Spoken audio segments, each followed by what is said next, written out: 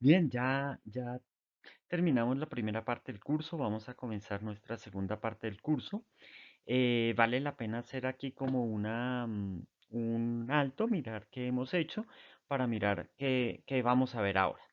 Bien, recuerdan que comenzamos con el perceptrón lineal, después vimos lo que era el sistema de ecuaciones. Bueno, ustedes ya habían visto los sistemas de ecuaciones desde hacía rato, pero bueno, aquí los vimos desde esta nueva perspectiva.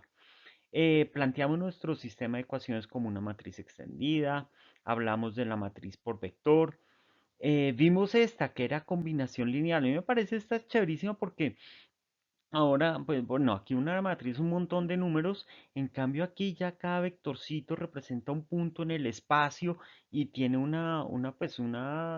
me parece unas operaciones sorprendentes. Por ejemplo, geométricamente es interesante ver qué pasa cuando multiplico un escalar por un vector o cuando sumo dos vectorcitos.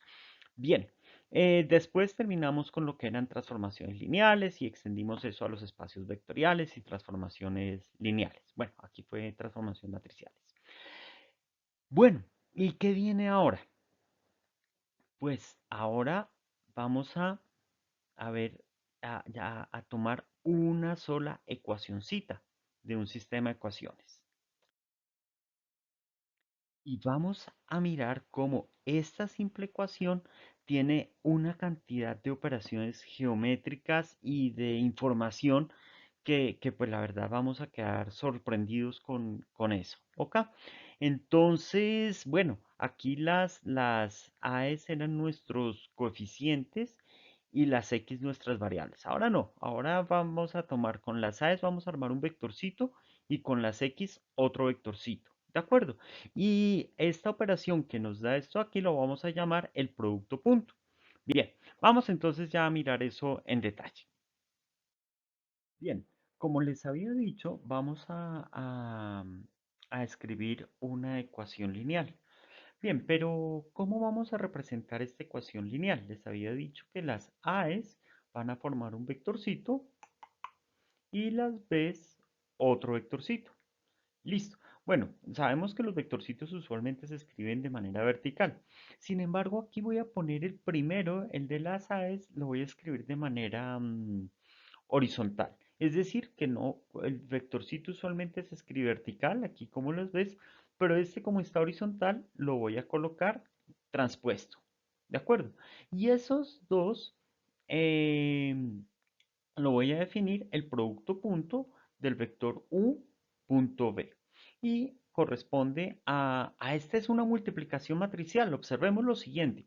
Recordamos que la multiplicación matricial tiene m renglón de una matriz de m renglones n columnas por una matriz de n renglones k columnas. El número de columnas de la primera matriz debe coincidir con el número de renglones de la segunda.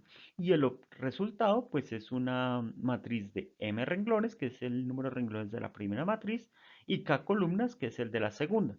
Pero nosotros queremos que el resultado sea un escalar. Entonces podemos decir que es una matriz de 1 por 1.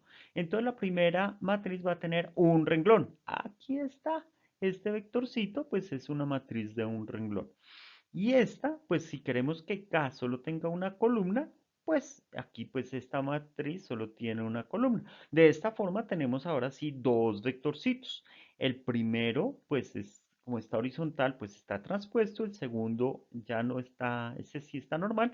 Y se puede multiplicar como una multiplicación matricial. Listo. Entonces, a la larga, el producto punto básicamente es una multiplicación matricial, pero es una multiplicación matricial muy sencilla, ¿no? Porque pues solamente la primera matriz solo tiene un renglón y la segunda solo tiene una columna. Y entonces, ¿cómo es que se hace la multiplicación? Recordemos, es este renglón por esta columna, entonces sería A1 por B1, aquí está, A2 por B2, aquí está, puntos, bueno, sus puntos suspensivos, y después AN por BN, aquí está. Listo, ya tenemos entonces cómo se puede visualizar a partir de lo que ya conocemos. Entonces, todo lo que sabemos de multiplicación matricial se puede aplicar aquí a este. Pero esta tiene unas características muy interesantes. Vamos a ver a continuación. Listo. Entonces, ahora sí las escribimos los dos vectorcitos verticales. Entonces, y definimos el producto punto. Entonces, ahora sí podemos decir que el producto punto entre dos vectores de R a la N, o sea que ambos vectorcitos tienen el mismo número de renglones. Entonces se multiplican el primer renglón de ambos más el segundo renglón de ambos. Listo. Observen que si lo vemos así, ya uno se olvida completamente que eso era una multiplicación matricial. Esto uno no tiene que estar acordándose todo el tiempo de todo, pero, pero cuando uno necesite, entonces ya sabe que si hay alguna propiedad de la multiplicación matricial que nos sirva, listo, la traemos acá. Vamos a hacer un ejemplo súper sencillo.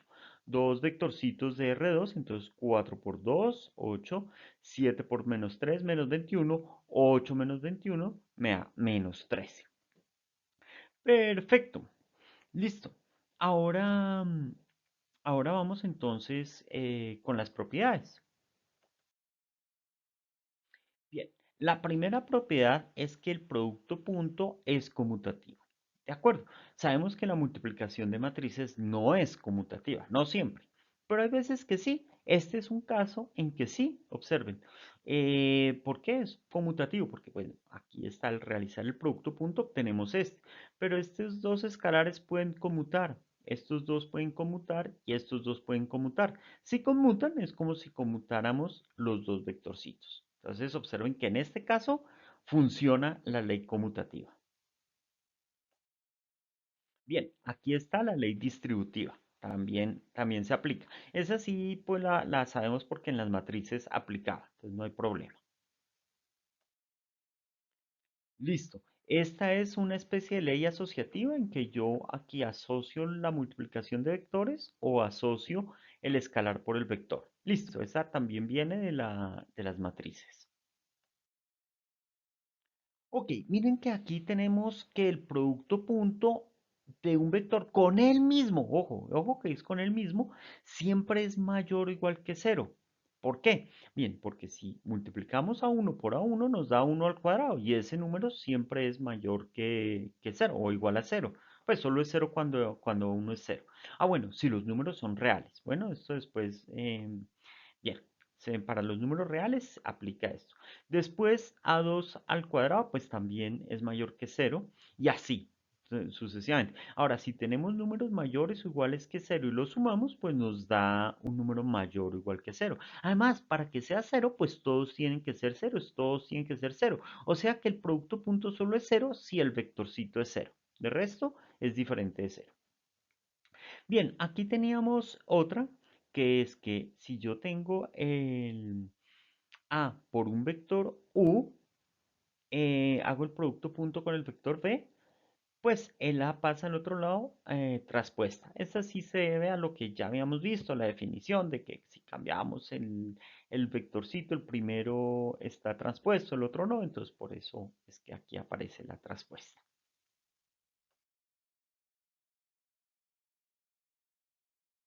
Bien, viene ahora, uy, es que esta propiedad es súper importante. Yo no sé cómo hacer o sea, de pronto ustedes dirán, ah, venga, ya otra vez otra definición, tal. Pero es que esta de aquí esta sí es súper importante. Van a ver por qué. Tenemos aquí un vectorcito. La norma del vector, ya sabemos que si yo hago el producto punto un vector con el mismo, es un número positivo. Entonces yo puedo sacar la raíz cuadrada. ¿De acuerdo? Y voy a decir que eso se llama la norma del vector. Veamos entonces qué pasa. Si yo hago la norma, un vector con el producto punto de un vector con el mismo, pues ya sabemos que es la suma de cada uno de los elementos al cuadrado. Y si saco la raíz cuadrada, pues quedaría algo así como esto. Si vemos que pues cuando tenemos dos vectorcitos nomás, pues es Pitágoras, ¿no? Quedaría 9 al cuadrado, 16 al cuadrado y tal. Pues pero no solo digamos que a la ecuación de Pitágoras, sino que geométricamente también es la ecuación de Pitágoras. Observemos lo siguiente.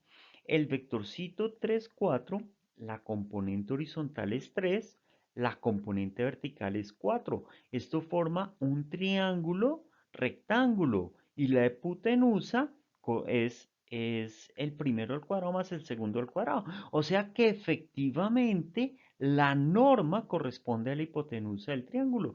Es más, si yo tomo aquí la distancia, aquí puedo medir 3. Por ejemplo, si fueran centímetros, esto mediría 3 centímetros, esto mediría 4 centímetros, y la norma me da perfectamente la distancia de este punto acá, que serían 5 centímetros.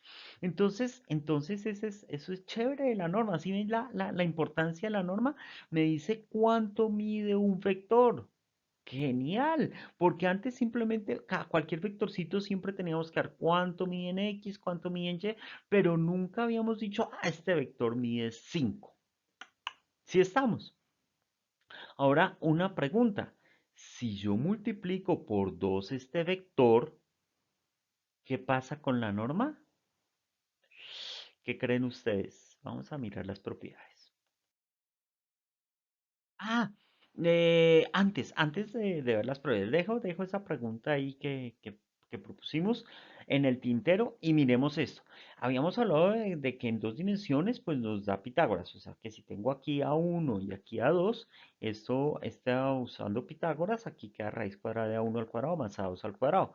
Pero si ahora tengo un cubo y tengo aquí a 3, entonces observen que este sería un triángulo rectángulo, entonces podemos elevar este al cuadrado y sumarle este al cuadrado me da a uno al cuadrado más a 2 al cuadrado, más a 3 al cuadrado y todo raíz cuadrada. O sea que este también, esta distancia, esta diagonal del cubo, también está dado por una versión de 3 dimensiones de Pitágoras.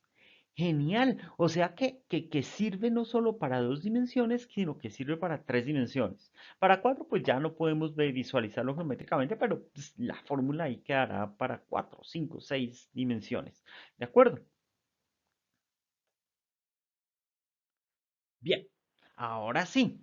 ¿Se acuerdan que yo les había dicho que qué pasa si el vectorcito que tenemos lo multiplico por 2? Pues observen lo que sucede. Tenemos aquí un vectorcito. Si yo multiplico el vector por una constante, pues cada uno de los elementos se multiplica por la constante. Ok. Ahora, hallamos la norma y entonces quedaría el primero al cuadrado. Entonces quedaría c al cuadrado a 1 al cuadrado. Más el segundo al cuadrado, c2 al cuadrado a 2 al cuadrado. Más puntos suspensivos, c al cuadrado a n al cuadrado. Listo, esto está bien. Pero aquí, pues, como todos tienen c al cuadrado, pues lo puedo factorizar. No hay problema.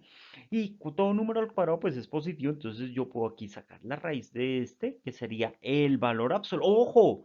Es el valor absoluto. No sale c, porque si c es negativo, al que elevarlo al cuadrado queda positivo. Y la raíz cuadrada es positiva. Por, pues, la raíz de todo lo demás. Pero esto que está aquí es la norma del vectorcito. Es decir, que la norma de un escalar por un vector es el valor absoluto del escalar por la norma del vector. Recuerden una cosa, y esta es una cascarita que después la voy a colocar. La norma siempre es un número positivo. Ahora, si yo la multiplico, el vector lo multiplico por un escalar, pues la norma debe ser un número positivo, por lo tanto el escalar debe salir, pues es como positivo, ¿de acuerdo? Entonces observen que si yo tengo un vectorcito y lo multiplico por 2, la norma se multiplica por 2. Genial, ¿no? Y si tengo el vectorcito y lo multiplico por -2, ¿qué pasa con la norma? Pues se multiplica por 2. Listo, entonces pilas con eso que geométricamente es súper útil.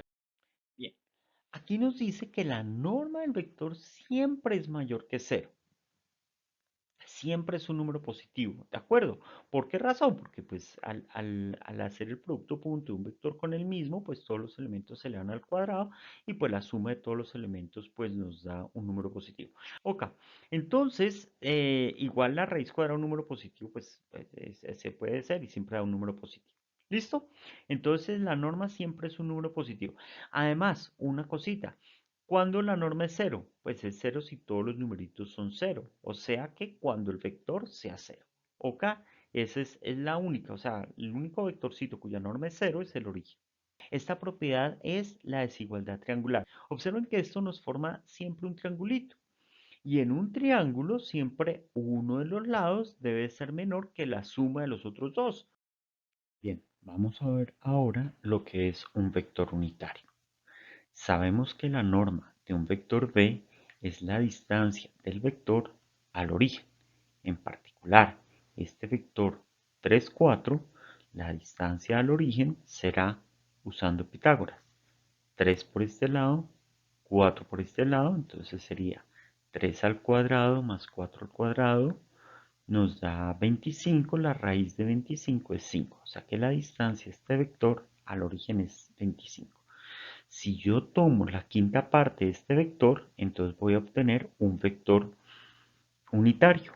Listo. Entonces ya encontramos la forma para obtener un vector unitario. Hallamos la magnitud del vector y lo dividimos por esa magnitud, de tal forma que ya nos va a quedar un vector de magnitud 1. Veamos, supongamos que tenemos un vector de esta forma. Tenemos el vector y lo multiplicamos por 1 sobre la norma del vector. Si le hallamos la norma a todo este vector, esta es una constante, sale el valor absoluto, como es positiva queda igual. Y se multiplica por la norma del vector, pues que se cancela y queda 1. Por lo tanto, la norma de un vector unitario siempre es 1. Otra característica de todo vector es que se puede escribir como la norma del vector multiplicado el vector unitario. A veces se conoce el vector unitario como el vector dirección. Perfecto. Entonces, si tenemos nuestro vector v, su vector dirección será este, que tiene la dirección de v, pero su magnitud es 1. ¿De acuerdo?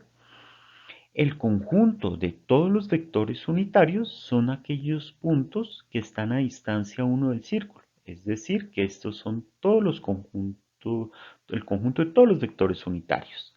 La intersección de este círculo con la recta que une el origen al vector v, ese sería el vector unitario correspondiente al vector v. Usualmente representamos el vector unitario con un sombrerito, ¿de acuerdo? Se le puede decir v sombrero. Vamos a ver ahora otra definición, lo que es la distancia entre dos vectores. Entonces, si tenemos el vector v y si tenemos el vector v y el vector u, necesitamos encontrar un vectorcito que va de v a u y encontrar la distancia o la magnitud de ese vector. Para encontrar ese vector, pues básicamente es el vector u menos el vector v. Y entonces nos da este vectorcito. Observemos que este vector lo podemos trasladar a este punto, ya que estas dos líneas son paralelas. Y entonces la distancia de v a u es la norma de u menos v. Observemos que es la misma distancia de v a u o de u a v, ya que la resta pues lo que hace es cambiar de signo, pero la norma siempre obtenemos un valor positivo. Si multiplicamos, acordémonos que si multiplicamos la norma por un escalar, se saca el valor absoluto del escalar. Listo, entonces no hay problema. Esta función es conmutativa. Hagamos un ejemplo. La distancia entre el vector 3, 4 y 2, 6, pues sería 3 menos 2, 4 menos 6, nos da 1 menos 2. Hallamos la norma de este vector, que sería 1 más 2 menos 2 al cuadrado, y esto nos da raíz de 5. Es decir, que esta distancia es raíz de 5. Las propiedades de la distancia pues se heredan de las propiedades de la norma. Habíamos visto que la norma siempre es mayor que 0, entonces la distancia siempre es mayor que 0. La distancia entre dos vectores es 0, quiere decir que al restar los dos vectores nos da 0. Para que nos dé 0, pues los dos vectores deben ser iguales. ¿De acuerdo? Entonces la distancia 0 sí, solo si los dos vectores son iguales. Habíamos ya visto que la distancia es conmutativa y que cumple la desigualdad triangular.